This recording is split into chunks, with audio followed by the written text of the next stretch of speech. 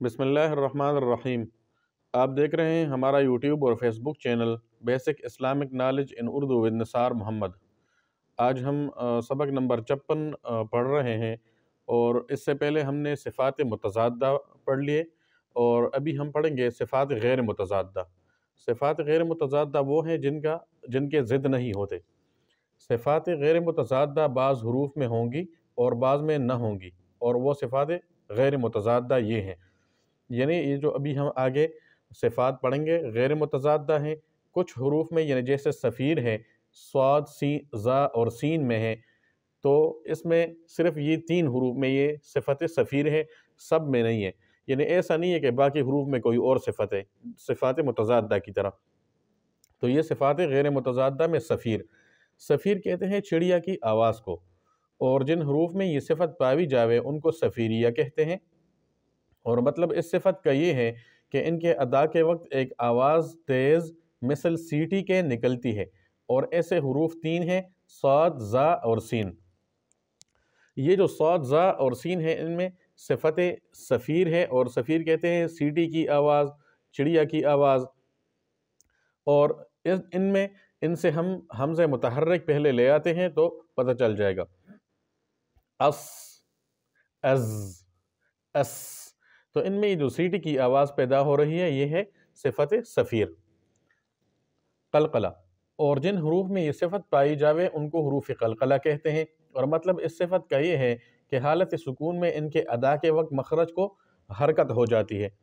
यानी हरूफ कलकला, ये जो सिफ़त कलकला है, ये 5 हरूफ हैं, काफ, तौ, बा, जीम, दाल। हरूफ कलकला जब ये साकिन आ जाएँ तो इनको हरकत देंगे, झटका देंगे, इनके मखरज को हरकत हो जाती है।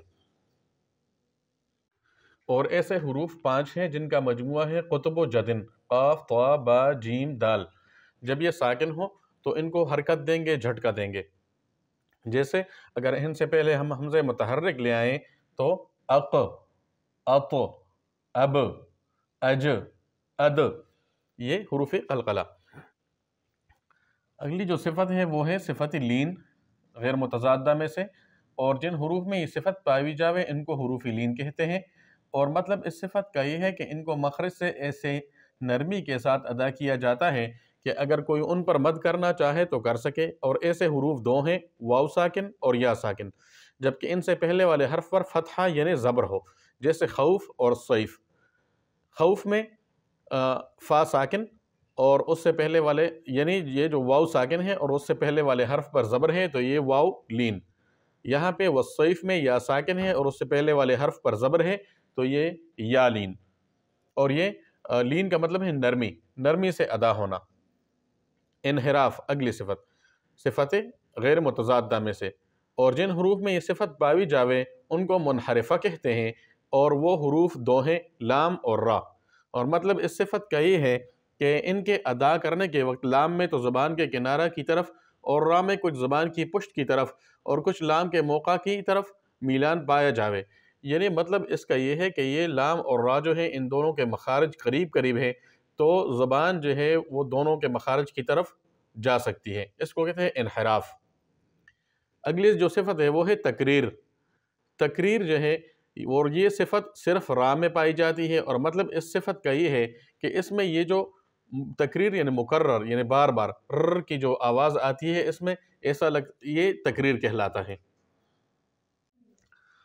और ये जो तकरीर की सिफ़त है, इसके अदा करने के वक्त ज़बान में एक रेशा यानी लर्ज़ा होता है, इसलिए इस वक्त आवाज़ में तकरार की मुशाबहत हो जाती है। और ये मतलब नहीं कि इसमें तकरार ज़ाहिर किया जावे, बल्कि इससे बचना चाहिए, अगरचे इस पर तशदीद भी हो, क्योंकि वो फिर भी एक ही हर्फ है, कई हर्फ तो नहीं।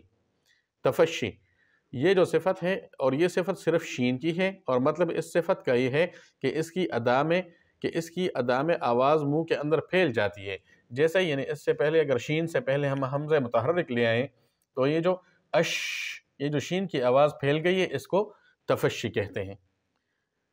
आखिरी सिफ़त इस्तितालत है सिफ़त गैर मुतज़ादा में से, और ये सिफ़त सिर्फ़ दाद की है। मतलब इस सिफ़त का ये है कि इसके अदा में शुरू मखरज से आखिर मखरज तक, यानी हाफ़े ज़बान के शुरू से हाफ़े ज़बान के आखिर तक आवाज़ को इम्तिदाद रहता है। یعنی اس کا مخرج جتنا طویل ہے پورے مخرج میں آواز جاری رہنے سے آواز بھی طویل ہو جاتی ہے۔ صدق اللہ العظیم۔